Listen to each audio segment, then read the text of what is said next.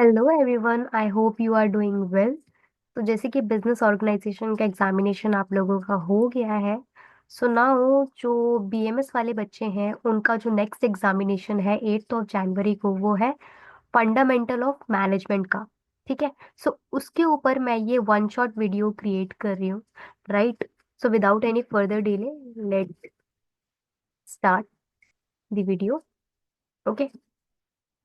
I hope my screen is visible to you. So ये मैंने notes है जो क्रिएट करे हैं आप लोगों के लिए। इसका लिंक मैं आपको डिस्क्रिप्शन बॉक्स में दे दूंगी। Definitely you can access this. ठीक है। ये देखो, ये आपका बीएमएस का सिलेबस है। सिलेबस के अकॉर्डिंग ही मैंने मेन मेन पॉइंट्स लिए हैं।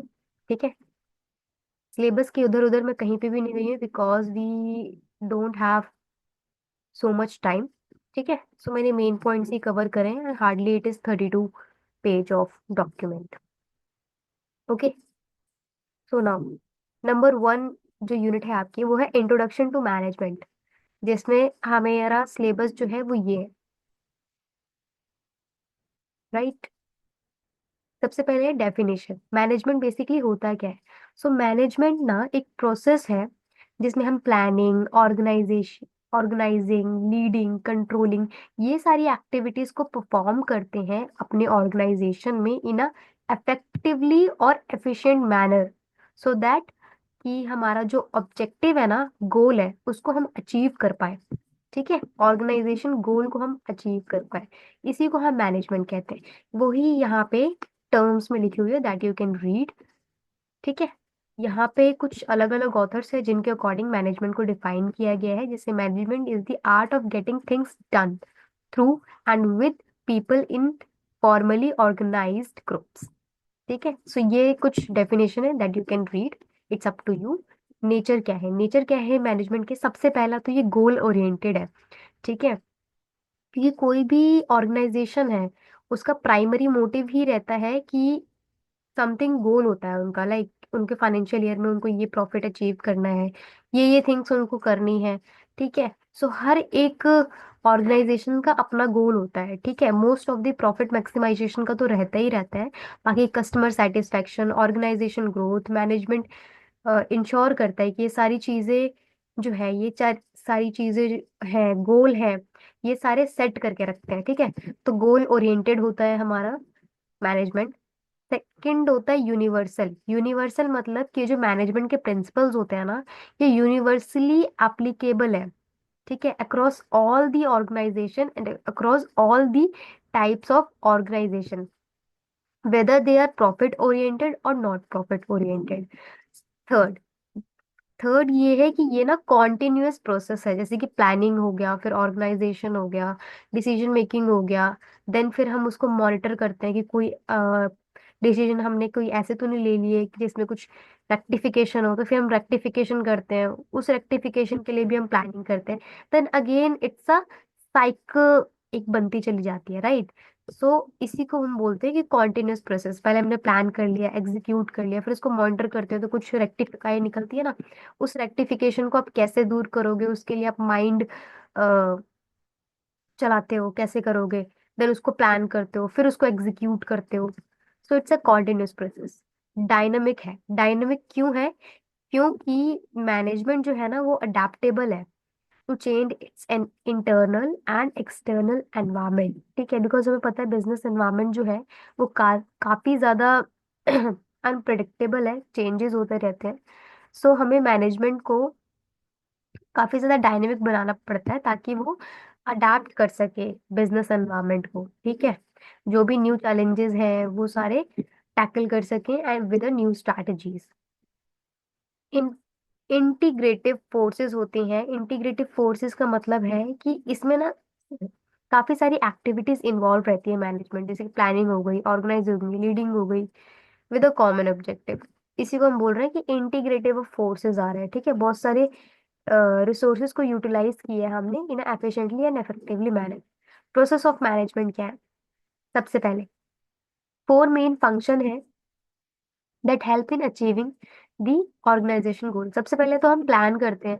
कोई भी चीज हो, ठीक है, गोल सेट करते हैं, डिफाइन करते हैं स्ट्रैटेजीज को, डिटरमाइन करते हैं कि कैसे हम उसको अचीव कर पाएंगे, ठीक है। इम्पोर्टेंस, इम्पोर्टेंस क्या है प्लानिंग की? सो ये डायरेक्शन प्रोवाइड करता है, रिड्यूस कर सकता है अनसर्टेनिटी को, एंड हेल्प करता है रिसोर्सेज को एलोकेट करने में, जमा करने में। टाइप्स ऑफ प्लानिंग है, स्ट्रैटेजिक प्लानिंग होती है लॉन्ग टर्म की, टैक्टियल प्लानिंग होती है मीडियम टर्म की, एंड ऑपरेशनल प्लानिंग होती है शॉर्ट टर्म। ऑर्गेनाइजिंग क्या होता है? Organising basically the process of arranging resources and task in such a way that the organisation goal can be achieve efficiently and efficiently manner. So basically after planning ना, जो जो resources required है, ठीक है, to achieve that goal, उसको हम organising कहते हैं। इंपॉर्टेंस यहाँ पे लिखा हुआ है, प्रॉपर डिवीजन ऑफ वर्क हो पाता है, कोऑर्डिनेशन ऑफ एक्टिविटीज हो पाते हैं, and effective allocation of resources हो पाता है। राइट, फिर हम उसको लीड करते हैं। लीड कैसे करते हैं? कि हम मोटिवेशन देते हैं, डायरेक्टिंग करते हैं, इन्फ्लुएंस करते हैं people to work towards the achievement of organisation goal. Right, importance देखोगे तो leadership is a crucial for motivating employees, maintaining morale, and ensuring corporation in achieving the organisation objective. Then हमारा last आता है controlling. इसके बाद क्या करते हैं? The process of monitoring and evaluating the progress towards achieving organisation goal and making adjustment as needed, ठीक है। उसी को हम क्या कहते हैं? कंट्रोलिंग। कि कोई भी अगर एडजस्टमेंट आई है, कोई भी हमें रेक्टिफिकेशन करनी है अपने प्लान में, तो वो हम कंट्रोलिंग के थ्रू करते हैं। It ensure that the performance aligns with the plan and corrective actions are taken when deviations occur. Okay, then है हमारा significance of management। क्यों क्या इम्पोर्टेंस है, ठीक है, क्यों होना चाहिए? ताकि हम अचीव कर सके अपने ऑर्गेनाइजेशन गोल को। सेकंड, एफिशिएंटली यूज कर पाए हमारे रिसोर्सेज को, ठीक है। अडेप्टिंग टू चेंज, जैसे हमारा एनवायरनमेंट चेंज हो रहा है, वैसे ही हम भी अपने आप को चेंज कर रहे हैं by providing our employees to like training, training and develop करके अपने एम्प्लॉयज को हम चेंज अडेप्ट कर सकते हैं एनवायरमेंट चेंज को। राइट, इंश्योर कोऑर्डिनेशन, कोऑर्डिनेशन को इंश्योर कर सकते हैं, इंटरनल कम्युनिकेशन हम अच्छी कर सकते हैं अपनी। प्रमोट्स इनोवेशन, इनोवेशन प्रमोट करते हैं हम, लाइक कि एनवायरनमेंट में अगर कोई भी चेंजेस आए, है ना, रिसर्च एंड डेवलपमेंट किए हमने, तो वहां से अगर कुछ इनोवेशन हुआ है, टेक्नोलॉजी इनोवेट हुई है, तो हम भी अपने आप को चेंज करेंगे, ठीक है। तो in terms of product development, process improvement और ऑर्गेनाइजेशन स्ट्रैटेजीज, इसी को प्रमोट इनोवेशन हो रही है। एक तरीके से इनोवेट तो हो रही है चीजें। Enhance employee morale, leading, leading का जो प्रोसेस हम करते हैं इसमें मोटिवेट करते हैं अपने एम्प्लॉयज को, ठीक है। जॉब सेटिस्फेक्शन प्रोवाइड करते हैं, इंक्रीज एंगेजमेंट, अच्छा उनको अप्रेजल देते हैं हर ईयर, ठीक है। और लीड करने का मौका देते हैं, reducing turnover and improving productivity. Right, ठीक है।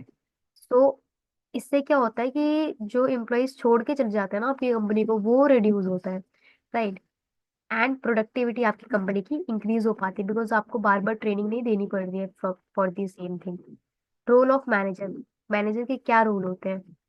ठीक है, मैनेजर के सबसे पहले है इंटरपर्सनल रोल। इंटरपर्सनल रोल क्या होता है? The manager serves as the symbolic leader of the organization and performs ceremonial duties. Leader. The manager motivates, trains, and supervise the employees. That you know, the manager act as bridge between the different individual and the groups with organization. ठीक है। इसके बाद है हमारा informational role, जिसमें हम क्या कर रहे हैं? The manager gather information about the organisation performance, market trends and competitive strategies. The manager communicate information to other members of the organisation. The manager communicate with the external stakeholders such as customer, investor and media. Then है decision roles. The manager seek opportunity for improvement, new venture and innovation. The manager deals with crisis and unforeseen challenge. The manager decide where to allocate resources within the organization and negotiate. The manager negotiate with stakeholders such as employee, supplier, customer to reach beneficial agreement. ठीक है। So manager का role क्या होता है? सबसे पहले interpersonal role होते हैं, जिसमें हम ब्रिज जो होता है ना हमारा, वो हम यहाँ पे कवर अप करते हैं, ठीक है, लीड करते हैं अपनी ऑर्गेनाइजेशन को। देन इंफॉर्मेशन, हम जो भी इंफॉर्मेशन होती हैं ऑर्गेनाइजेशन से लेके, मार्केट ट्रेंड्स को लेके, कॉम्पिटिटर्स को लेके, वो हम यहाँ पे शेयर करते हैं अपने एम्प्लॉय से, उस पे डिस्कशन करते हैं। इसके बाद डिसीजन लेते हैं, ठीक है, जो भी स्ट्रेटजीज है उसको इम्प्लीमेंट करते हैं, ठीक है, उसके बेसिस पे जो भी रिजल्ट आए उसके बेस पे डिसीजन लेते हैं। यही सब तो मैनेजमेंट करती है, राइट? डिसीजन मेकिंग रोल्स भी करती है। बट हमारा managerial skills and roles, managerial skills क्या है? मैनेजरियल स्किल्स में सबसे पहले टेक्निकल स्किल्स। टेक्निकल स्किल्स चाहिए होती है एवरी मैनेजर को, ठीक है। IT manager needs technical knowledge, software systems, while marketing manager must understand market research and analysis. फिर हमारी ह्यूमन स्किल्स आती हैं, इंटरपर्सनल स्किल्स, जिसमें हमें इंटरेक्ट करना आना चाहिए पीपल से, ठीक है। Must be able to communicate, motivate, lead करना आना चाहिए, resolve conflicts within teams. Conceptual skills होनी चाहिए हम पे, जिसमें हमारी एबिलिटी होनी चाहिए understand complex situation, analyse data करने की, think strategically and solve problems. Manager must be able to see bigger picture and make decisions, right. तो ये तीन स्किल्स होनी चाहिए। इसके बाद हमारी है मैनेजरियल रूल्स। ये तो हमने ऊपर ही पढ़ लिया था, राइट। तो इवोल्यूशन ऑफ मैनेजमेंट थॉट, कैसे इवोल्यूशन हुआ हमारा मैनेजमेंट थॉट्स के। सबसे पहले क्लासिकल मैनेजमेंट अप्रोच आता है। तो इसमें हम क्लासिकली कैसे इम्प्रूव करते थे and productivity, scientific study of work and organisation. तो सबसे पहले साइंटिफिक मैनेजमेंट, जिसमें हम फोकस करते थे अपने वर्क में productivity through scientific analysis of task and implementation of standardisation procedures. Principle के होते हैं time study, motion study, standardisation of tools and proper selection and training of workers. So basically हम इसमें साइंस का यूज करते थे, ठीक है। साइंस के इम्प्लीमेंटेशन लगाते थे एंड इसके बाद जैसे साइंस में आप करते हो ना, एक्सपेरिमेंट्स करते हो, उसके बाद ऑब्जर्व करते हो, ठीक है। ऑब्जर्व करने के बाद अपनी मिस्टेक्स फाइंड आउट करते हो, देन उसको री एग्जीक्यूट करते हो। Same with life. फिर हमारा administrative management, focused on the administrative aspects of management, proposing 14 principle of management. तो इसमें क्या करते हैं, हम फोकस करते हैं एडमिनिस्ट्रेटिव एस्पेक्ट ऑफ मैनेजमेंट में, जिसमें 14 प्रिंसिपल्स हमें मिले थे, जैसे कि division of work, authority, discipline, unity of command. ये आपने 12th क्लास में पढ़ा होगा, राइट। इसके बाद है Fayol's principle, led the foundation for management theory by focusing on general organisation principle rather than specific task, ठीक है। तो ये दोनों हमने पढ़े हुए हैं हेनरी फॉयल के। Now bureaucratic management, Max Weber, focused on established an organization structure based on hierarchy, rules and procedure to ensure efficiently and predictable। ये basically hierarchy and organization structure पे बेस्ड होती है, राइट। Just a second. के बाद है हमारा behaviour management approach, right. Okay, behaviour management approach, ये क्या होता है? Behaviour approach to management focus on understanding and addressing the human aspect of work, जिसमें हमारी स्टडीज हुई है कुछ। सबसे पहले है the study reveal that employees productivity increase when they feel valued and recognised, that we know.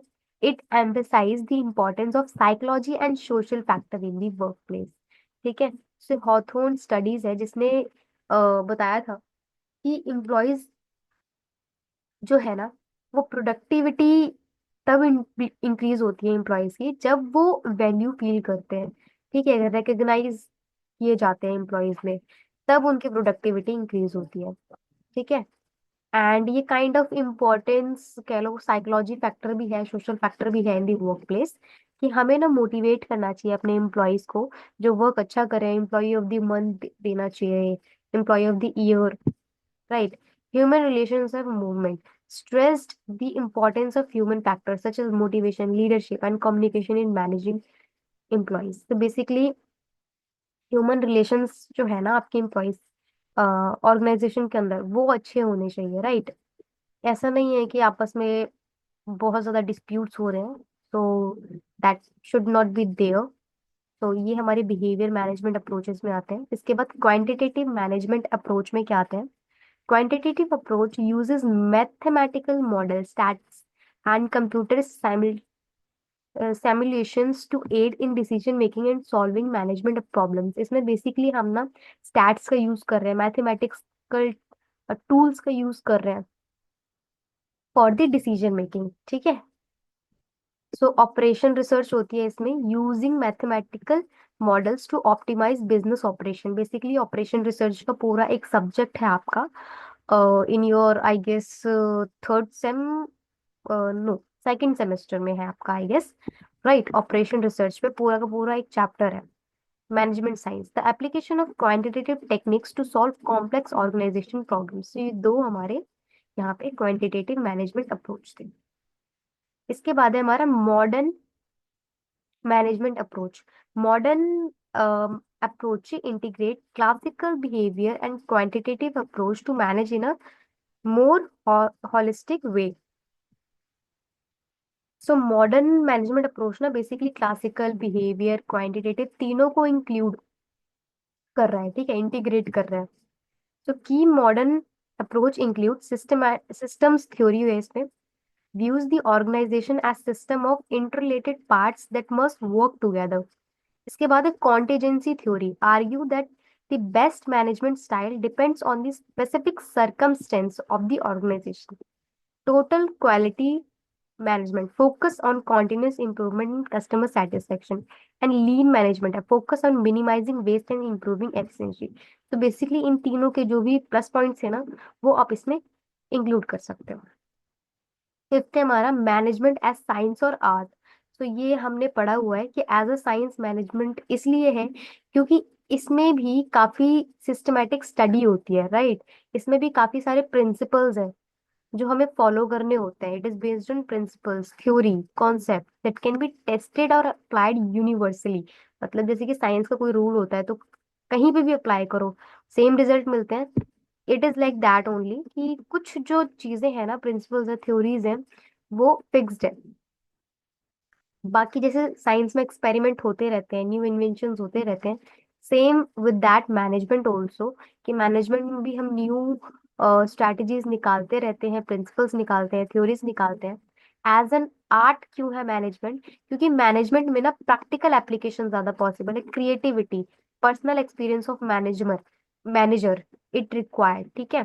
It require intuitions, judgement, decision making skills which vary from manager to manager.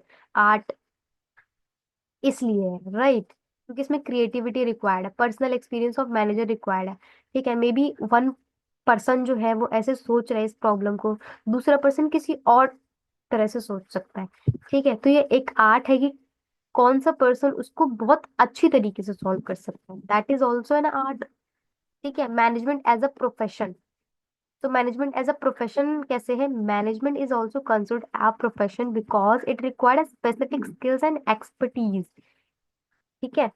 Profession इसलिए है क्योंकि इसके लिए भी ना आपको स्पेसिफिक स्किल्स चाहिए होंगे, एक्सपर्टीज चाहिए होंगे। ऐसा तो नहीं है आपको आपको लाइक अगर आप किसी भी क्वालिफिकेशन तो आपको मैनेजर बना देते हैं, नहीं। आपको स्पेसिफिक फील्ड में एक्सपर्टीज गेन करनी होती है। Is govern by a code of ethics code of ethics इसमें भी रन होते हैं। Has recognised educational qualification like MBA, involves continuous learning and development, इसमें होना चाहिए। एडमिनिस्ट्रेशन एंड मैनेजमेंट दोनों में क्या डिफरेंस है? एडमिनिस्ट्रेशन जो होता है वो refers to the overall setting of policies, regulation, and procedure by higher authorities such as government or top level management. While management, on the other hand, is concerned with the implementation, the policies and regulation to ensure the organization goals are met. तो basically administration जो कौन होते हैं? जो top level management होते हैं, जो policies बनाते हैं, ठीक है, उन प्रोसीजर्स बनाते हैं। इसके बाद फिर वो मैनेजर को बोलते हैं कि ये पॉलिसीज हैं, ये आप इम्प्लीमेंट करो कंपनी में, राइट। समझ में आया दोनों में डिफरेंस? सो एडमिनिस्ट्रेशन जो है ना वो टॉप लेवल में आ रही है, मैनेजमेंट जो है मिडिल लेवल में आ रही है, राइट। मैनेजमेंट का काम है बेसिकली जो भी रूल्स पास किए गए हैं एडमिनिस्ट्रेशन के थ्रू, वो हमें क्या करना है? पास करने हैं मैनेजमेंट को। फंक्शंस ऑफ मैनेजमेंट क्या है? वही चीज, प्लानिंग करना, ऑर्गेनाइजिंग करना, ठीक है। इसके बाद लीडिंग करना, कंट्रोलिंग करना, ये सारी हैं, इसमें मेंशन नहीं है, दैट यू कैन डू। ठीक है, फंक्शंस मैंने बता ही रखे हैं। Now unit number 2, planning and decision making. तो प्लानिंग क्या होती है? Planning is the process of defining goal, setting objective, determining the action required to achieve those goals. It is one of the key function of management is an going that ensure the organization stays on track to achieve its objective. ठीक है, objective क्या है planning के? सबसे पहले कि forward looking है, क्योंकि प्लानिंग जो हमेशा की जाती है ना, वो हमेशा फ्यूचर को देख के की जाती है। ठीक है, फ्यूचर में हम प्रेडिक्ट करते हैं कि इस टाइम तक हम ये चीज अचीव कर लेंगे, राइट।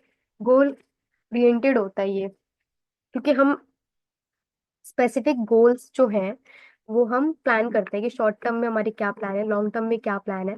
ठीक है, तो गोल ओरिएंटेड है, कॉन्टिन्यूअस प्रोसेस है, बिकॉज इसमें प्लानिंग जो है वो वन टाइम नहीं होता। हम कभी कभी चीजें ऐसी हो जाती है कि भाई हम पे 1 महीना जो है, एक 1 मंथ जो है वेस्ट हो गया है, या फिर चीजें वैसे नहीं हो पाई हैं, तो हम उसको क्या करते हैं, वापस से रीअपडेट करते हैं on the basis of new information and changing circumstances.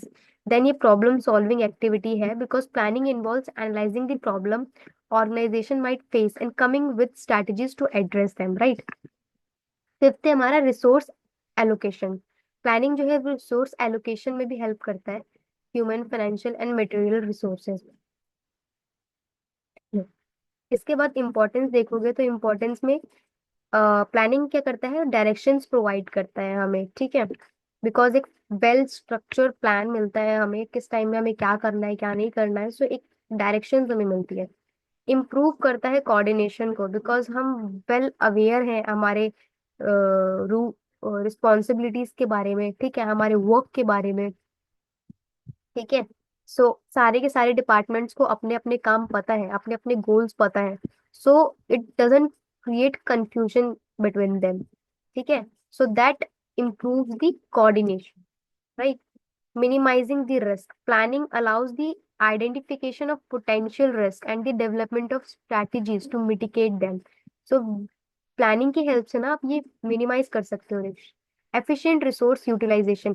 जब आप प्लानिंग करते हो ना, तो रिसोर्स कितने हैं आपके पास, कितने नहीं है, क्या चीज चाहिए क्या नहीं चाहिए, ये सारी चीजें आपकी पहले डिसाइड हो जाती है, जिससे क्या होता है, एफिशिएंट, आप अच्छी तरीके से यूज कर पाते हो रिसोर्सेज को।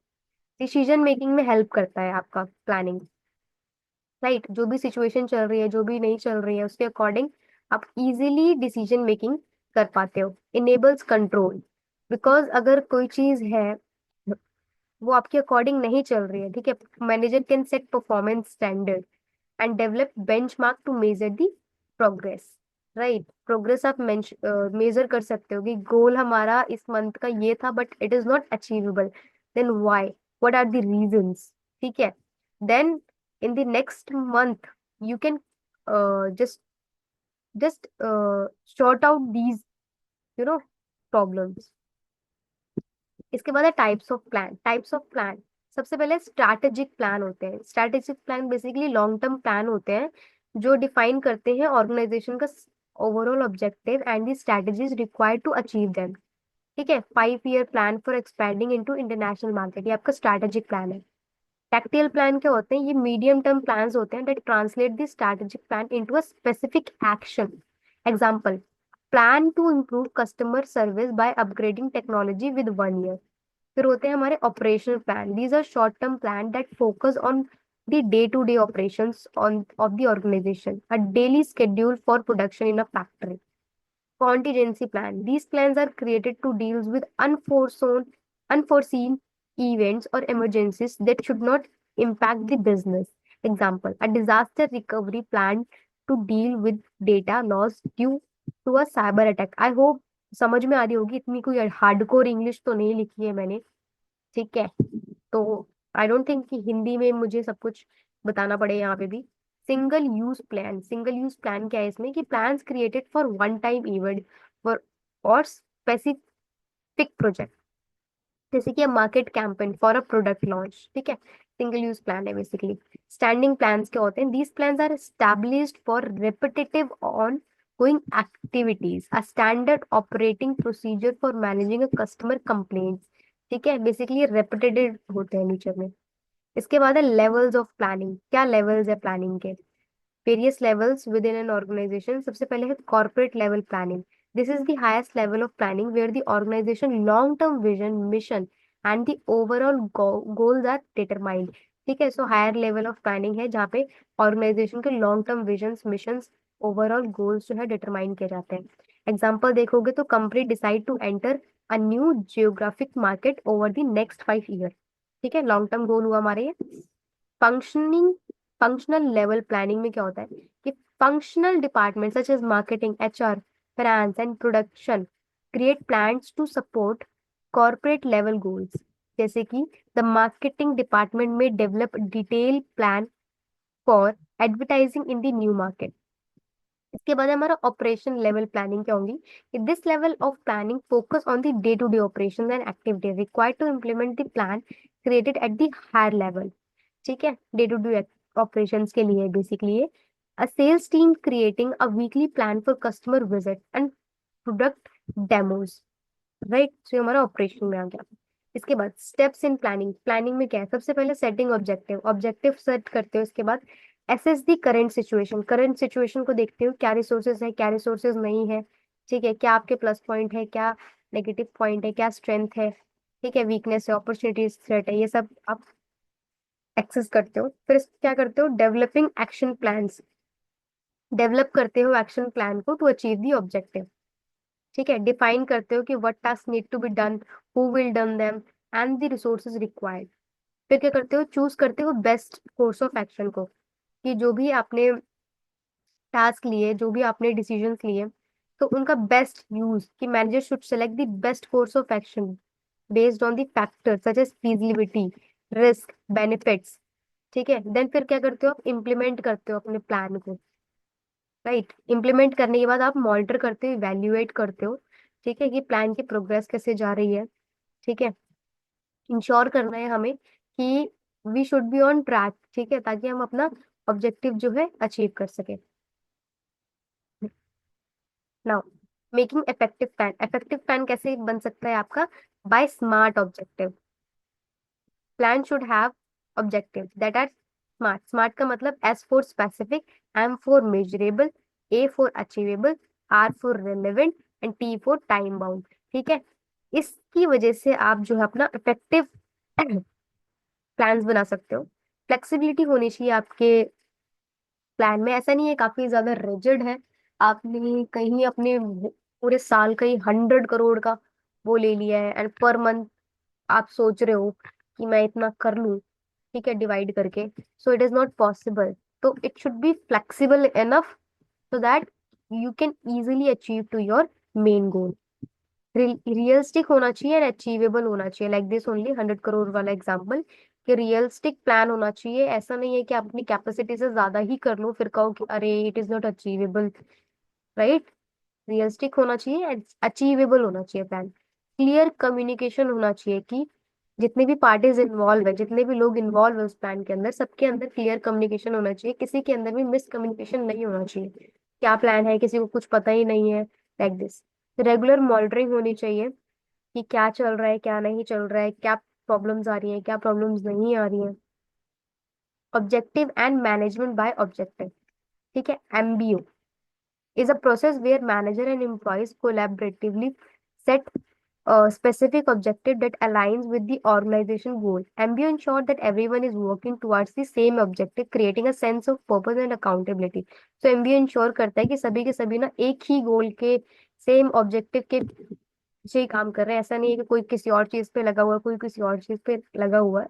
ठीक है, सो ऑब्जेक्टिव सबका सेम होना चाहिए एंड उसके अकॉर्डिंग ही हमारा वर्क होगा so that the organisation objective can be achieve. Steps in MBO क्या होते हैं, सेटिंग ऑर्गेनाइजेशन ऑब्जेक्टिव। तो manager employees collaborate to set clear and measurable goals. Develop करते हो एक्शंस प्लान को, मॉनिटर करते हो प्रोग्रेस को एंड परफॉर्मेंस के अकॉर्डिंग फिर आप अप्रेजल प्रोवाइड करते हो एम्प्लॉयज को। फिर है हमारा management by exception. Very very very important से ये ऑब्जेक्टिव्स बता रही हूँ मैं आपको मैनेजमेंट के। ठीक है, एंड ये आते हैं पेपर में। So management by exception क्या है? Is a management style where manager focus on addressing significant deviations from the plan or routine. Instead of managing every small detail, manager intervene only when performance deviates significantly from expectation. ठीक है.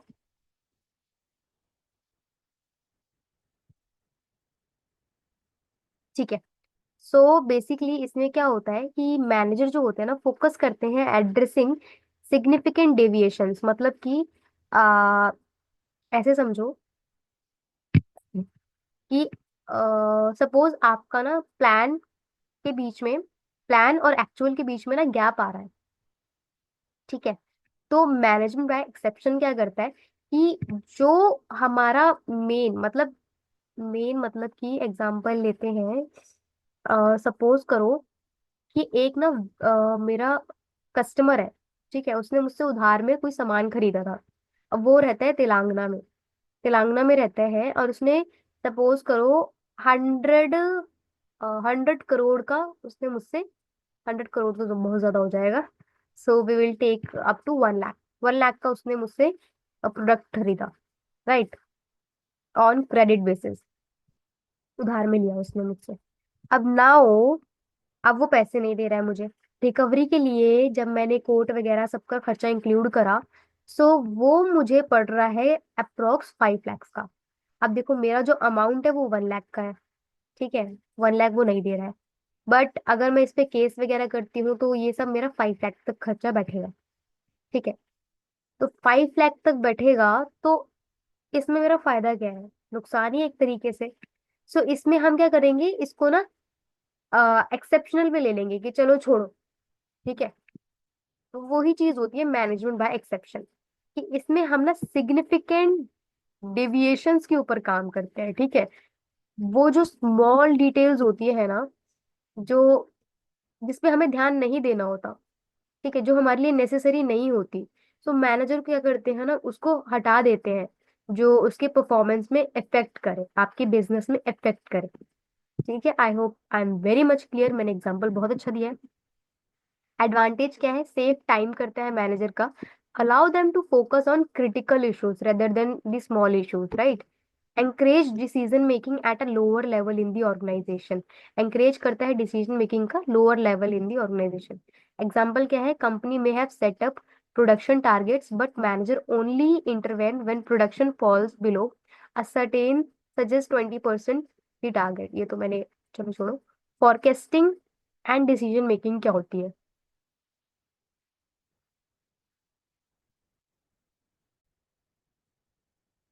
तो now हमारा topic है forecasting and decision making.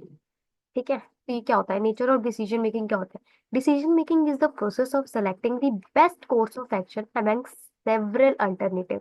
It is central to management as it impacts the direction and effectiveness of an organization. Decision making is an ongoing process as the manager constantly make decision at various level. ठीक है. सबसे पहले होता है rational decision making. This involves making decision based on logical analysis of data and facts. Behavioural decision making क्या होती है? Decision are influenced by human behaviour, emotion, biases and subjective factors. ठीक है. सो डिसीजन मेकिंग के ऊपर है. Now types of decision making कितने types के होते हैं? सबसे पहले होता है strategic decision. These are high level decision that affect the long term direction of the organisation. For example deciding enter a new market. ठीक है. फिर होता है tactical decision. These are decisions that focus on medium term objective and how to implement the strategic goals. Example, a marketing plan for a product launch. ठीक है.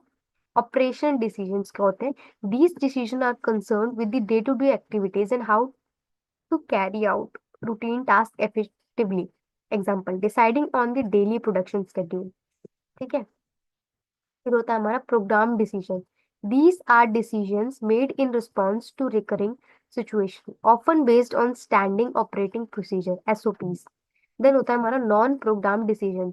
These are made in response to unique और complex situation and required to creative problem solving. Example, responding to new competitor entering the market. ठीक है. ये सारे हमारे कुछ types of decisions है जो हम लेते हैं. ठीक है. इतना कुछ हार्डकोर तो नहीं था. ठीक है. स्ट्रैटेजिक है तो स्ट्रैटेजिक के ऊपर हाई लेवल डिसीजंस लेते हैं हम इसमें लॉन्ग टर्म ऑर्गेनाइजेशन के ऊपर. फिर होता है हमारा टैक्टिकल डिसीजन, जिसमें हम फोकस करते हैं मीडियम टर्म के ऑब्जेक्टिव को एंड कैसे कोई स्ट्रैटेजीज इंप्लीमेंट होगी। इसके बाद होता है हमारा ऑपरेशन, जिसमें हम day to day activities and routine के अकॉर्डिंग डिसीजन लेते हैं। फिर होते हैं हमारे प्रोग्राम डिसीजन, जिसमें हम कोई भी सॉफ्टवेयर हो गए या फिर रिकरिंग सिचुएशंस हो गई, ठीक है, ठीक है, जो हमें हमेशा फेस करने को मिलती है, उसके अकॉर्डिंग हम लेते हैं। फिर हमारी होती है नॉन प्रोग्राम, जो कि अनसर्टेन होती है, यूनिक होती है, कॉम्प्लेक्स सिचुएशंस होती हैं जो कि बहुत कम मतलब डील करने को मिलती है। सो उसमें हम डिसीजन मेकिंग करते हैं। सो उसको बोलते हैं नॉन प्रोग्राम डिसीजन मेकिंग। इसके बाद होता है हमारा डिसीजन मेकिंग प्रोसेस। सबसे पहले हम क्या करते हैं, आइडेंटिफाई करते हैं एक प्रॉब्लम को। देन फिर क्या करते हैं, गैदर करते हैं इन्फॉर्मेशन को, कितने भी रिलेवेंट डेटा है, इन्फॉर्मेशन है, टू एनालाइज द प्रॉब्लम हम गैदर करेंगे। फिर क्या करते हैं, हम डेवलपिंग अल्टरनेटिव, ब्रेनस्टॉर्म करते हैं, डेवलप करते हैं various alternative to address the problem, solve करने के लिए। इवेल्युएटिंग अल्टरनेटिव, जितने भी अल्टरनेटिव पॉइंट्स हैं, प्रोज है, कॉन्स है of each alternative we will find, ठीक है, considering like cost, time, feasibility, सब कुछ फाइंड करेंगे। देन फिर हम मेक करेंगे डिसीजन। फिर हम क्या करेंगे, डिसीजन लेंगे उसमें, choosing the best alternative based on the evaluation. फिर क्या करेंगे, हम उसको इम्प्लीमेंट करेंगे, putting the chosen alternative into action. Then फिर क्या करेंगे, रिव्यू करेंगे, इवेल्युएट करेंगे, मॉनिटर करेंगे, एंड डिसीजन मेकिंग में जो भी एडजस्टमेंट पॉसिबल होगी हम उसमें करेंगे। फिर हमारा है rations perspective, behaviour, rational perspective and behaviour aspects of decision making. So rational decision making में क्या था, कि assume that decision making will choose the most logical and optimal solution considering all alternative and relevant data, ठीक है, optimal solution considering most logical. It involves systematic approach to a decision making where the decision maker weigh all options carefully, right? Behavior aspects में क्या था, ये दोनों तो मैं बता चुकी हूँ, जिसमें एक तो हमारा ये लॉजिकल एंड ऑप्टिमल सॉल्यूशन के ऊपर था, बिहेवियर वाला हमारा emotional need and biasness subject factor से ऊपर है, ठीक है, ये हम पढ़ चुके हैं। Example of biases include over confidence bias, ठीक है, वट, ठीक है, तो ये हमारी यूनिट 2 कंप्लीट हो गया यहाँ से। देन हमारा unit number 3, organising, directing, controlling.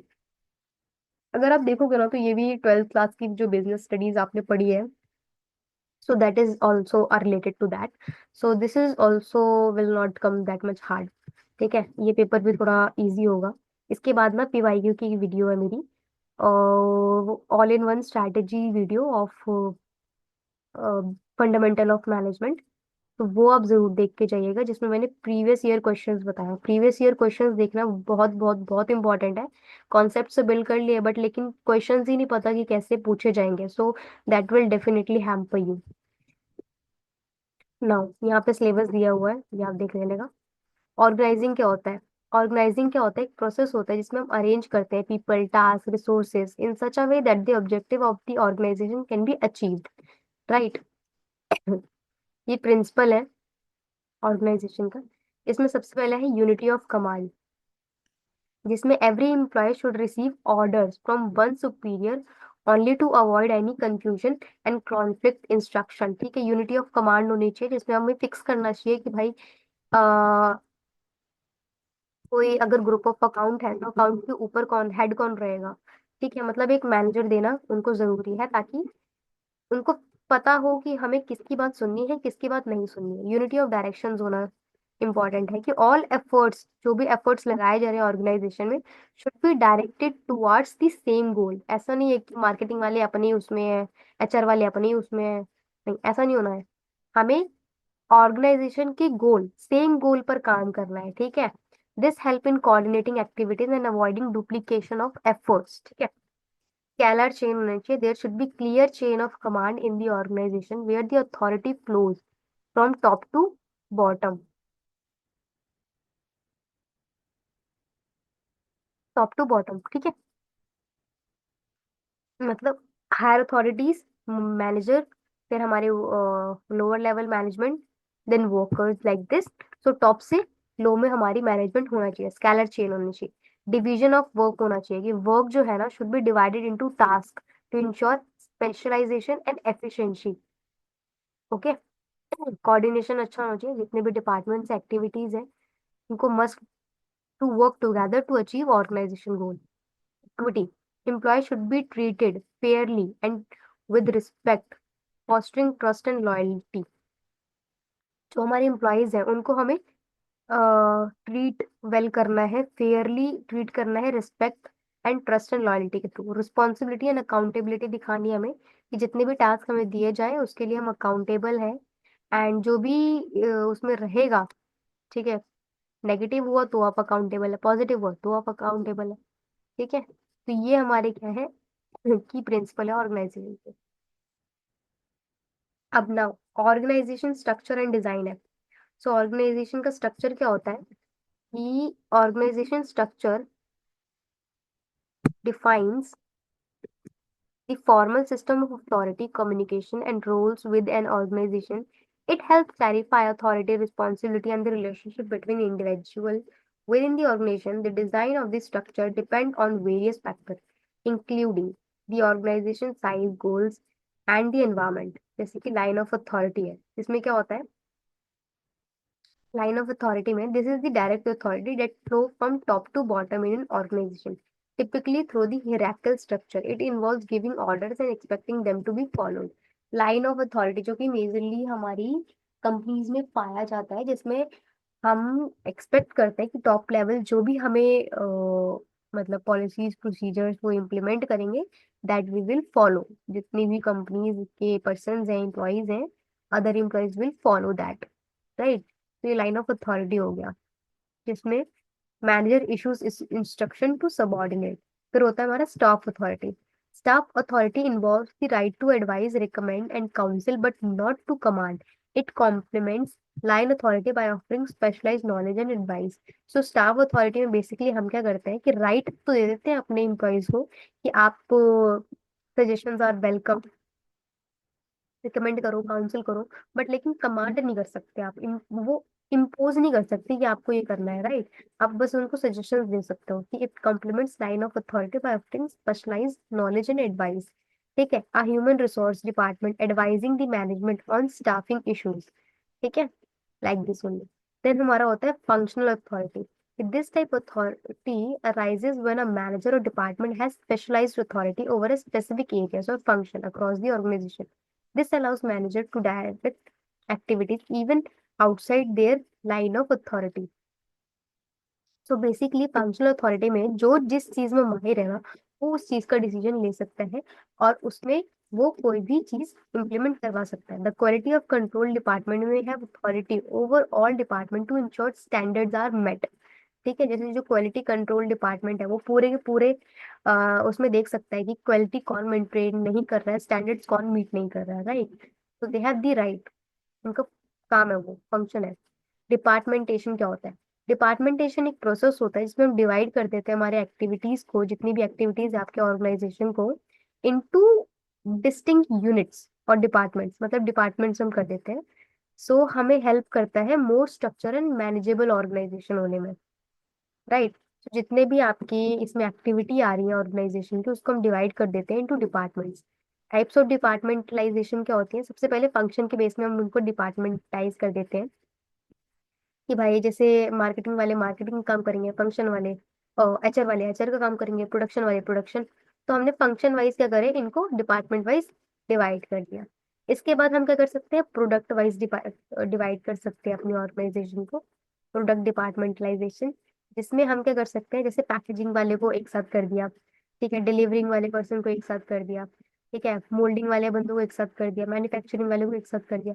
So product wise हमने क्या करे यहाँ पे सबको डिवाइड कर दिया। देन हम जियोग्राफिकल डिपार्टमेंटाइजेशन कर सकते हैं, जिसमें हम उनकी जियोग्राफिक लोकेशन के बेस में हम उनको क्या कर सकते हैं, ग्रुप कर सकते हैं। It is useful for organisation with operations in different region और कंट्री। सपोज आपका इंटरनेशनल बिजनेस है, तो एक जगह से आपका मैन्युफैक्चर हो रहा होगा, एक जगह से आपकी पैकेजिंग हो रही होगी, चाइना से आपकी मैन्युफैक्चरिंग हो रही है, इंडिया से आपकी पैकेजिंग हो रही है, राइट। तो आपने उसको क्या करा, जियोग्राफिकल डिपार्टमेंट वाइज उसको क्या करा, डिवाइड कर दिया। कस्टमर डिपार्टमेंटलाइजेशन कर सकते हो कि ग्रुपिंग एक्टिविटी वो based on the types of customer served. Different department में हैंडल डिफरेंट कस्टमर सेगमेंट। ठीक है, कस्टमर वाइज आपने उसको क्या करा, डिपार्टमेंट कर दिया। इसके बाद है प्रोसेस डिपार्टमेंटलाइजेशन, की प्रोसेस वाइज हमने क्या करें, अपने ऑर्गेनाइजेशन को डिवाइड कर दिया। जैसे कि grouping activity based on the process use to produce product और service such as manufacturing and distribution. ठीक है, तो प्रोसेस वाइज हमने क्या करा, उसको क्या करा, डिवाइड कर दिया। Span of control, span of control क्या होता है, refers to the number of employees that a manager can effectively supervise. ठीक है, मतलब स्पैन ऑफ कंट्रोल का मतलब है कि कितने एम्प्लॉयज मैनेजर के अंडर होंगे। The ideal span of control depend on various factors such as complexity of the task, the scale of the employees and the degree of autonomy. ठीक है, सो इन चीजों पे डिपेंड है कि कितने नंबर ऑफ मेंबर्स होने चाहिए इन वन टीम। अब होता है सबसे पहले wide span of control. So wide span of control में क्या होता है कि manager supervises a large number of employees. This is common in organisation with routine task and skilled worker. ठीक है, दैट वी नो कि अगर कोई नॉर्मल सा टास्क है तो मैनेजर जो है वो लार्ज नंबर ऑफ एम्प्लॉय को हैंडल कर सकते हैं। ठीक है, एंड स्किल्ड तो होते ही हैं हमारे वर्कर, क्योंकि तभी हम उनको हायर करते हैं। नैरो स्पैम ऑफ कंट्रोल का मतलब क्या है कि मैनेजर सुपरवाइज करते हैं small number of employees. This is necessary when tasks are complex or employees require a lot of guidance। ठीक है, उसको हम बोलते हैं नैरो स्पैन ऑफ कंट्रोल। इसके बाद है हमारा authority. Authority is the power or right to give orders, make decisions, and enforce obedience. It can be formal, informal, and is essential for functioning of an organization। ठीक है, authority हमें समझ में आ गई कि पावर, पावर और right to give orders. Types of authority कैसे होती है, सबसे पहले होती है हमारी लाइन अथॉरिटी, जिसमें हम क्या करते हैं, direct hierarchical authority flowing from the top of the organisation to the bottom. ठीक है, मतलब कि अथॉरिटी कैसे हो सकती है कि टॉप लेवल को सबसे ज्यादा अथॉरिटी है, इसके बाद हमारी मैनेजर को अथॉरिटी है, इसके बाद हमारे लोअर लेवल मैनेजर को अथॉरिटी है, इसके बाद हमारे वर्कर्स, मतलब सबसे लीस्ट लेवल ऑफ अथॉरिटी कि वो कुछ भी अपने आप से डिसीजन नहीं ले सकते, कुछ भी ऐसे नहीं कर सकते विदाउट, बिना पूछे। स्टाफ अथॉरिटी होती है, स्टाफ अथॉरिटी में क्या है, the right to advise and recommend but not to command, that we know. Functional authority होती है, इसमें authority granted to specific department और मैनेजर टू ओवरसी या मैनेज स्पेसिफिक फंक्शन। ये हम पढ़ चुके हैं आई गेस ना, ये चीजें थोड़ी मैच मैच सी लग रही है, कोई इशू नहीं है, दोबारा पढ़ लेते हैं, क्या प्रॉब्लम है। ओके, फिनिश ही हो गया, चलो कोई बात नहीं। इसके बाद हमारा रिस्पॉन्सिबिलिटी एंड अकाउंटेबिलिटी में क्या डिफरेंस है। So responsibility refers to the obligation of an individual to complete assigned task and meet expectation, and accountability is the answerability of an individual for the performance and the outcomes of their task। so responsibility क्या होती है, responsibility हमारी ना obligation होती है to complete that task, मतलब अपने, हमें ना कोई अगर टास्क मिला है तो मेरी रिस्पॉन्सिबिलिटी है कि मैं उसको कंप्लीट करवाऊंगी। ठीक है, और उसको जो भी एक्सपेक्टेशन होंगी उससे मीट करूंगी। बट अकाउंटेबिलिटी क्या होती है कि अगर वो चीज नहीं हुई तो मैं उसके लिए आंसरेबल हूँ टू दी सीनियर और वट एवर, जिसने भी काम मुझे दिया है। ठीक है, मैं उसके लिए अकाउंटेबल हूँ, मैं ही आंसर करूंगी। तो both responsibility and accountability are essential for effective organisational functioning।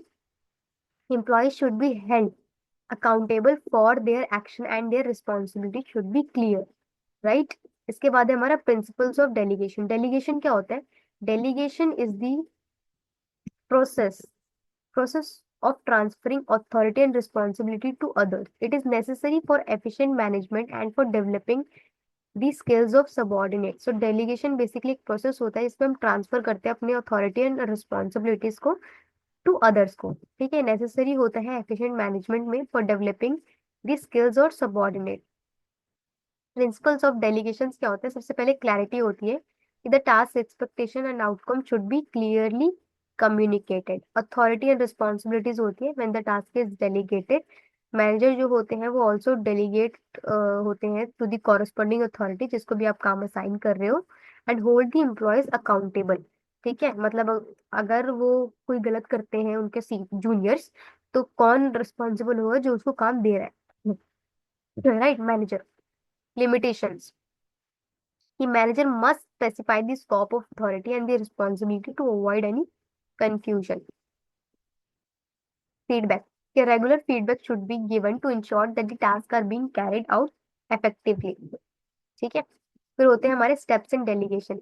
ये सबसे पहले क्या करते हैं, जिसको भी आप टास्क दे रहे हो उसको डिफाइन द टास्क करोगे and its objective, then select the right person for the task, provide necessary authority and resources, set deadline and expectation, monitor progress and provide feedback. तो ये स्टेप्स है आपके डेलीगेशन के। Whenever you are delegating a task, then please follow these steps, right.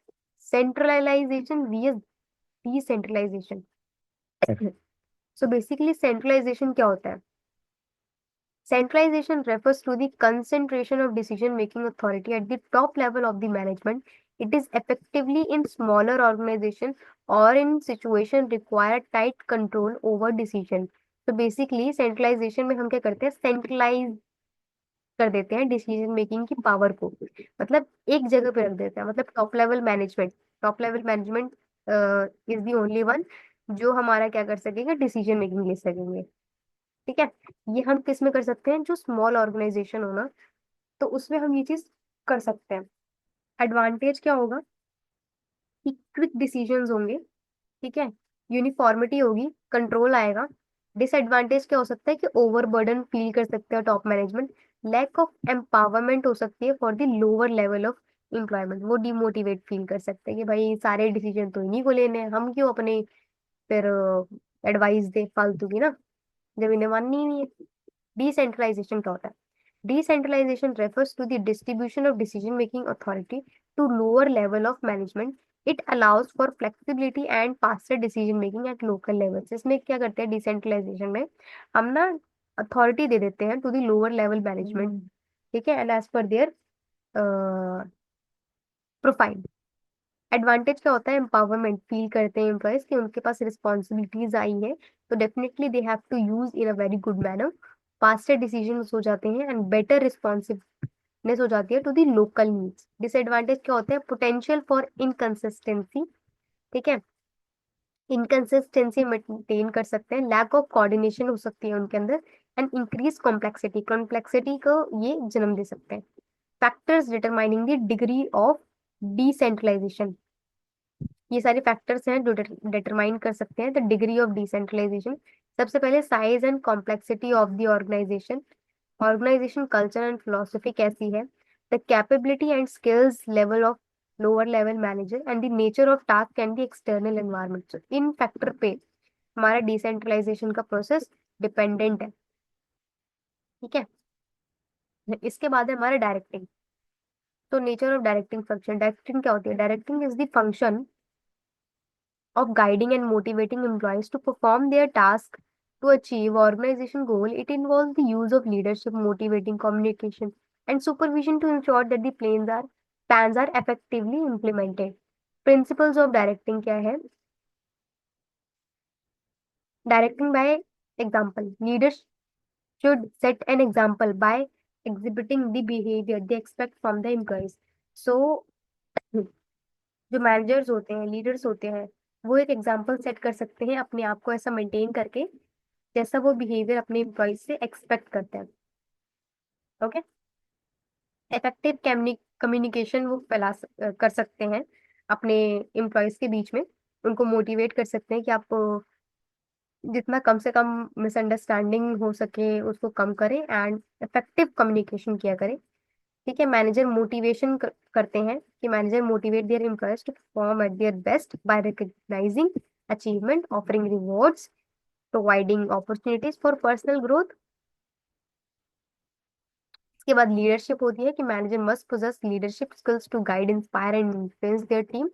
Continuous feedback रहता है हमारा इसमें, जिसमें एम्प्लॉय से एंड देयर उसकी परफॉर्मेंस से फीडबैक लेते रहते हैं सो दैट अपने गोल पे हम रहें। इम्पोर्टेंस फॉर इफेक्टिव डायरेक्शंस होता है क्यों इम्पोर्टेंट है हमारे डायरेक्शंस देने के लिए, सबसे पहले कि इंश्योर होता है कि गोल की अचीवमेंट हो रही है कि नहीं हो रही, इम्प्रूव करता है एम्प्लॉयज की परफॉर्मेंस को, एम्प्लॉयज जो हमारे मोटिवेट फील होते हैं, ठीक है, रिड्यूस करता है कॉन्फ्लिक्ट्स को बिकॉज क्लियर कम्युनिकेशन रहता है, और लीडरशिप जो होते हैं, लीडर्स होते हैं, वो काफी ज्यादा मिसअंडरस्टैंडिंग क्लियर कर देते हैं then and there only. Facilitate करता है कोऑर्डिनेशन को, इफेक्टिव कोऑर्डिनेशन होता है बिटवीन द डिपार्टमेंट्स, ठीक है, ताकि सारे के सारे लोग जो हैं वो एक ही गोल के लिए काम कर सके। इसके बाद है हमारा कंट्रोलिंग। कंट्रोलिंग क्या होता है? So controlling is the process of monitoring and evaluating progress to ensure that the organization objectives are being met. It involves setting performance standard, measuring the actual performance, comparing it with the standard and taking corrective actions if necessary. ठीक है. सो controlling basically monitoring करना है to the actual performance and the plan performance, and जो भी इसके बीच में difference है उसको हटाने को, इसी को बोलते हैं कंट्रोलिंग. नेचर ऑफ कंट्रोलिंग क्या होता है? कॉन्टिन्यूस प्रोसेस होता है, बिकॉज बार जितनी बार आप उसको रेक्टिफाई करोगे, जितनी बार प्लान को अपने मॉडिफाई करोगे, उतनी बार आप उसको इवेल्युएट करोगे, जब तक आपका प्लान जो है वो फुलफिल नहीं हो जाता है, जब तक आप उसको अचीव नहीं कर लेते, तब तक ये प्रोसेस जो है वो कंटिन्यू रहता है. बैकवर्ड एंड फॉरवर्ड लुकिंग होता है कंट्रोलिंग. क्यों? क्योंकि बार बार अपने पास्ट परफॉर्मेंस को चेक करता है कि हमने पास्ट में क्या मिस्टेक किया एंड फ्यूचर में हमें क्या चीज नहीं करनी है. राइट. सो उसको देख के हमारा बैकवर्ड एंड फॉरवर्ड लुकिंग है ये. एक्शन ओरिएंटेड है because control is about taking corrective actions when the deviations from the plan occur. ठीक है. तो कंट्रोलिंग जो है वो हमारा एक्शन ओरिएंटेड है. इंपॉर्टेंस ऑफ कंट्रोलिंग क्या है कि इससे हम क्या कर सकते हैं? गोल की अचीवमेंट हो रही है कि नहीं हो रही, इससे हम पता लगा सकते हैं. इम्प्रूव एफिशिएंसी, अपने प्लान को और प्रोडक्टिव बना सकते हैं, ठीक है, जिससे हमारा गोल अचीव हो रहा हो. प्रमोट्स अकाउंटेबली, अकाउंटेबिलिटी को हम मेंटेन कर सकते हैं कि एम्प्लॉयज जो है वो अकाउंटेबल हो अपने परफॉर्मेंस के ऊपर कि क्यों हमारा गोल अचीव नहीं हो रहा है, तो दे be accountable. Provides information for future planning. So controlling जो है वो इंफॉर्मेशन प्रोवाइड करता है फ्यूचर प्लानिंग की. ठीक है. कि अगर हमारा ये जो गोल हमने सेट किया है अचीव होगा भी कि नहीं होगा, so that can be possible by controlling only. Technique for managerial control. ठीक है. Several techniques are used in manager to control measure performance and make necessary adjustment. जैसे कि बजटरी कंट्रोल आप कर सकते हो. Involve setting financial target and comparing actual performance with the budget to identify variance standard. Okay. यहाँ पे second point नहीं लिखा हुआ. So no issues, just remove it. You can techniques for manager control आप यहाँ से चेक कर सकते हो. जो आपकी बुक होगी ना इस 12 की, उससे आप चेक कर सकते हो. यूनिट नंबर 3 आपका फिनिश हो गया है यहाँ पे. Now unit number 4, contemporary perspectives of Indian management thought. ये हमारे यूनिट नंबर 4 है. सो इसमें क्या है? Relevance of Gurukul concepts in modern corporate. The Gurukul system of learning in ancient India was not just about academic education, but about holistic development, leadership, and governance. The age-old principle continue to influence modern corporate practices, particularly in leadership, mentoring, and organization behavior. Shadowing. Shadowing involves a process where a newcomer or employee learns by closely observing and interacting with more experienced professionals. This mirrors the ancient practice of students observing their gurus in the Gurukul system to understand and not just knowledgeable but also decision making, leadership and behavior. So basically यहाँ पे ना old ancient time के गुरुकुल्स की बात हो रही है.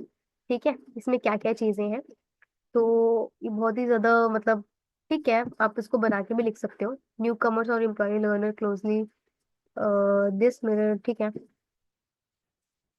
तो हमें पता ही है कि जो पुराने जो गुरुकुल्स थे वो क्या किस कॉन्सेप्ट्स पे चलते हैं. सबसे पहले शॉर्ट शैडोइंग. तो शैडोइंग क्या होता है? ये एक प्रोसेस होता है जहाँ पे न्यू कमर्स और एम्प्लॉयज जो है वो लर्न करते हैं बाय क्लोजली ऑब्जर्विंग और interacting with the more experience professionals. ठीक है. मतलब प्रोफेशनल्स को एक्सपीरियंस करते हैं. प्रोफेशनल जो होते हैं ना उनके गुरुज, उनसे वो चीज सीखते हैं. ठीक है. प्रैक्टिकल नॉलेज लेते हैं, आप उसको कह सकते हो. ठीक है. This mirrors the ancient practice of student observing their gurus in the Gurukul system to understand not just knowledge but also their decision making and leadership behavior. Right. तो वो अपने गुरुज को ऑब्जर्व करके सीखते थे in the ancient time. Example, in a corporate environment shadowing can help new employees understand the nuances of organization culture, leadership style, and day-to-day operations. Junior employees may shadow senior executive to learn how manage teams, solve problems, and deal with the clients. ठीक है. तो ये जो shadow वाली चीज है ये हम अपने कॉर्पोरेट एनवायरनमेंट में ला सकते हैं कि जिसमें सीनियर जैसा बिहेव कर रहा है वैसे ही हमारे जूनियर देख देख के सीख सकते हैं। ठीक है। इसके बाद बी पार्ट है हमारा mentoring. In the Gurukul system, a guru not only taught knowledgeable but also mentored students to become a better individual, capable leaders, and responsible citizens. Mentoring in the corporate world involves the personal and professional guidance provided by a senior leader or experienced colleague to a junior employee.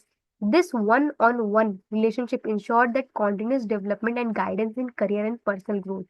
So basically जैसे कि mentoring करी जाती थी गुरुकुल में, कि वहां पे सिर्फ नॉलेज नहीं सिखाई जाती थी, वहां पे आपको नैतिक शिक्षा भी सिखाई जाती थी, to become a better individual, capable leader बन सको, आगे चल के आप ना बहुत ज्यादा जिम्मेदार व्यक्ति बन सको।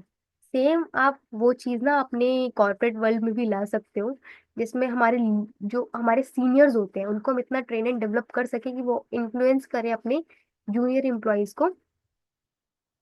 ठीक है। उनको गाइड करें, उनको अच्छे से रिलेशनशिप मेंटेन करके रखें। ठीक है। उनको करियर में हेल्प करें, पर्सनल ग्रोथ में हेल्प करें, अच्छे से गाइड करें। एग्जाम्पल में देखोगे तो सीनियर एग्जीक्यूटिव में mentor a young employee, helping them navigate their career path, providing feedback, offering professional advice based on their personal experience, right? C होता है हमारा coaching. Coaching is more formalized version of mentoring, focusing on skills development on the performance enhancement, while a mentor provides broad guidance. A coach work on specific skills like leadership, communication, or technical competency in the Indian context. This relates to the guru-student dynamic, where the guru focuses on the learner holistic development. ठीक है। Coaching, coaching means की tuitions देना, like, ठीक है, skills develop करें, उनकी performance enhance करें। ठीक है। गाइडेंस प्रोवाइड करें। कोच हमेशा उनके स्किल्स पे काम करता है, ठीक है, लीडरशिप में काम करता है। तो ये चीज हम क्या कर सकते हैं, ये चीज भी हम अपने कॉर्पोरेट वर्ल्ड में ला सकते हैं। Leadership coach in a corporate setting might work with managers to help them enhance their decision making, people management and strategic thinking skills, fostering a more effective leadership style. Second है हमारा roots of Indian wisdom, welfare oriented economy based on moral values. So Indian management thought places a strong emphasis on ethical value, welfare of all stakeholders, and sustainable development. Unlike Western management, which often prioritize profit maximization, Indian management looks at the broader social impacts of the business practices, emphasizing moral principles, human values, and long-term well-being. तो जैसे कि अगर आप foreign में देखोगे तो वहाँ पे प्रॉफिट मैक्सिमाइजेशन उनका प्रायर ऑब्जेक्टिव होता है, बट नॉट देयर ऑल्सो हम यहाँ पे सोशल वैल्यूज भी देखते हैं, ह्यूमन वैल्यूज भी देखते हैं, लॉन्ग टर्म की वेलबींग भी देख के चलते हैं, right.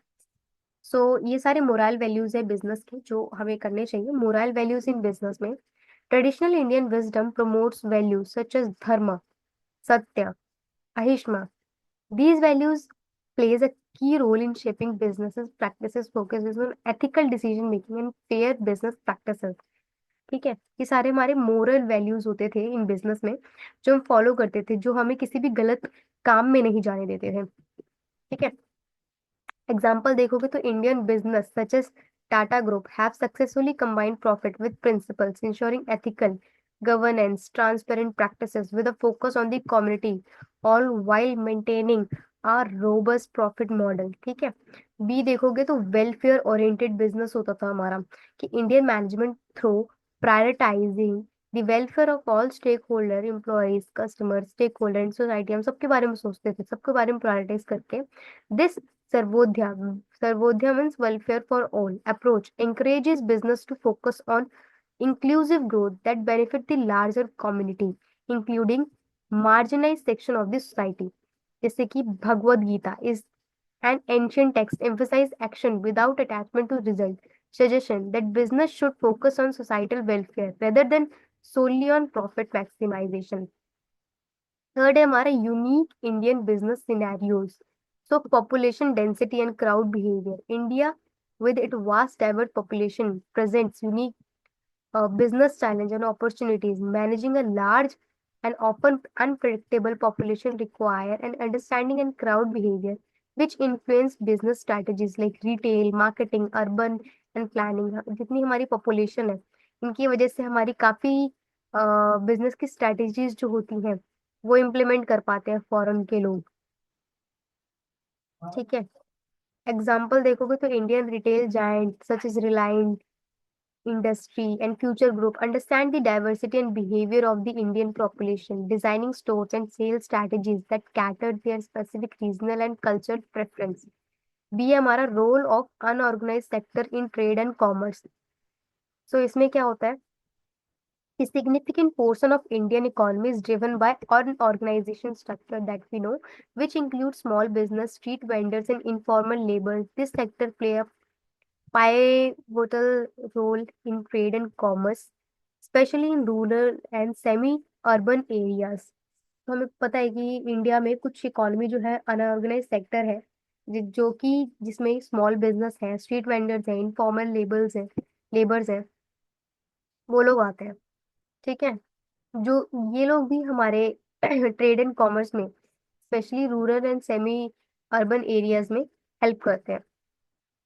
So many Indian market rely on the unorganized sector for their goods, like from small kirana stores at roadside vendors. Understanding the intricacies of these sectors is essential for larger business seeking to expand their reach in local market, right? सी है हमारा cultural issues in India. क्या हमारे cultural issues है? India business practices are deeply intertwined with rich cultural diversity. Manager must navigate challenges related to language, regional, cultural expectation when conducting a business. Example में देखोगे तो companies like Hindustan and Unilever tailor their marketing strategies to reflect the cultural nuances of different regions. Their advertising campaign consider local language, traditional and values to appeal their diverse Indian market. मतलब जहाँ भी ये लोग जाते थे उन्हीं की local language में वो लोग एडवर्टीजमेंट करते थे। Infrastructure development and public private partnership. Indian infrastructure specially in transportation and energy has a significant area for focus growth. Public private partnership have merged a key mechanism for accelerating infrastructure development in India. Example में देखोगे तो Mumbai Pune expressway जो है successful example है PPP, मतलब public private partnership का, has help reduce travel time, boosting business productivity and logistics. Indian business practices. So Indian business practices में क्या आता है कि कम्युनिटी बेस्ड बिजनेस मैनेजमेंट है, जिसमें क्या होता है कि India rich history, community based business practices has shaped the way manage business operate today. These community driven model emphasize trust, collaboration and mutual growth, जिसमें कि फर्स्ट देखोगे तो the Kshatriyas of Tamil Nadu. The Kshatriyas are community known for their strong business acumen, particularly in banking and finance. They have successful in managing risk, lending practices, and entrepreneurship through family-run business and trust-based relationship. Second देखोगे तो Marwaris of Rajasthan. तो जो Marwari community होती है is री owned for its success in trade and commerce entrepreneurship. They emphasize community support, family business, and strong finance prudence. The Marwari business have expanded significantly across India with a focus on long-term relationship rather than short-term profits. So ये सारे examples पूछ लिए जाते हैं आपको, so that you can recall कि क्षेत्रीय of Tamil Nadu किस चीज में फेमस है, मारवाड़ी ऑफ राजस्थान ने क्या बिजनेस किया था, Angadias of Gujarat. The Angadias of are traditional courier service based in Gujarat, handling the delivery of cash, valuable and goods. This community is known for its trustworthiness, quick service, and extensive network, showcasing how informal business network can thrive in modern economy. Then B है हमारा Indian family business management. So family business in India are an integral part of the economy. Family-run business are often prioritize long-term sustainable over short-term profit, focusing on intergenerational wealth, transferring success planning. Example में देखोगे तो the Birla group and the Ambanis are the example of family-owned business that have successfully managed multi-generational transitions while maintaining a focus on growth, innovation, and social responsibilities. Right? So अभी थोड़ा सा बस और बचा है, इसके बाद हमारा chapter will be completed, chapter नहीं, पूरा का पूरा syllabus will be completed of fundamental of management. Right. So now Indian business success stories. So Indian business success stories क्या है? Indian is home to several success stories that illustrate the unique approach of Indian entrepreneurs and companies. These stories highlights creativity, resilience and social impacts.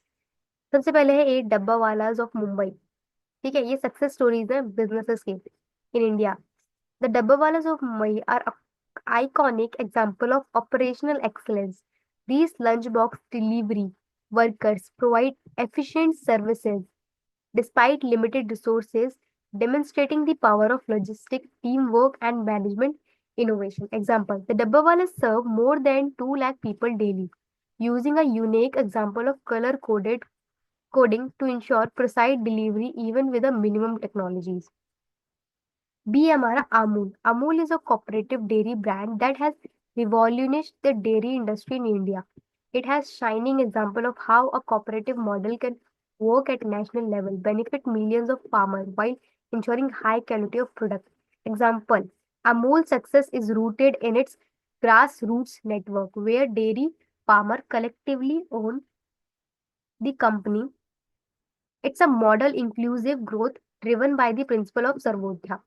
सी है हमारा स्वच्छ Bharat mission. The स्वच्छ Bharat mission is a nation wide initiative for cleanliness and sanitization, is one of the India's major success story in terms of public health and insurance infrastructure. It combines government initiative with private sector partnership to create cleaner, healthier urban environment. D है हमारा अत, अ, आत्मनिर्भर Bharat PLI scheme. The आत्मनिर्भर sorry आत्मनिर्भर the Atmanirbhar Bharat Self-Reliant India initiative is aimed at boosting domestic manufacturing and reducing dependence on imports. ठीक है, imports में अपनी dependence कम कर दे and exports में ज्यादा work करे. The production linked incentive PLI schemes encourage manufacturer to produce high value products domestically by offering financial incentives. Example क्या है? Indian government push electronic manufacturing has encouraged companies like Foxconn and Samsung to set up large production facilities in India, contributes to Make in India initiative. Now, Indian perspective on sustainability and creativity. Sustainability and creativity. Indian approaches to sustainability integrates environment, economic, and social dimension. It promotes idea that growth should not come at the expense of the environment or society well-being. Example क्या है? Tata Steels, Mahindra Groups have demonstrated leadership in sustainability, focusing on eco-friendly manufacturing and process sustainability business practices. अब जो भी business आ रहे हैं सारे के सारे जो है सस्टेनेबिलिटी को सोच रहे हैं. ठीक है, अपने एनवायरमेंट के बारे में सोच रहे हैं कि उसको हार्म ना करे, इको फ्रेंडली चीजें ला रहे हैं. ठीक है, अब तो कार्स भी हमारी इको फ्रेंडली बन रही है. Indian business also prioritise creativity using innovative solution to solve problem in areas like product development, marketing and customer engagement. Example देखोगे तो startup ecosystem with companies like Ola, Zomato, Flipkart highlights the creativity entrepreneurship that characteristic the Indian environment. ठीक है, so this is all about this course, that is fundamental of management. ठीक है, still अगर आपको कोई doubt है, ठीक है, एंड कोई चीज है ऐसी जो इम्प्रूवमेंट के पॉइंट में लगती है मेरी पढ़ाने में, अभी तो मैं आपको जस्ट क्योंकि मेरे पास टाइम बहुत ही शॉर्ट में है तो मैंने जस्ट शॉर्ट शॉर्ट में आपको बता दिया. बट द थिंग इज कि मैं धीरे धीरे करके इस चैनल पे काम कर रही हूँ. तो डेफिनेटली अब डिटेल्ड में आपको रिसोर्सेज मिलेंगे, डिटेल में आपको लेक्चर्स मिलेंगे. बट द थिंग इज कि it will take time. Right. So thank you so much everyone for watching my video. And still अगर आपको कोई डाउट हो, कोई हेल्प चाहिए हो, तो आप मुझे कमेंट के थ्रू कनेक्ट करिए. एंड जो भी मैंने रिसोर्सेज यूज करें I will make I will attach the links in my description box. So thank you so much everyone for watching my video, and bye bye. All the best for your exams. Right.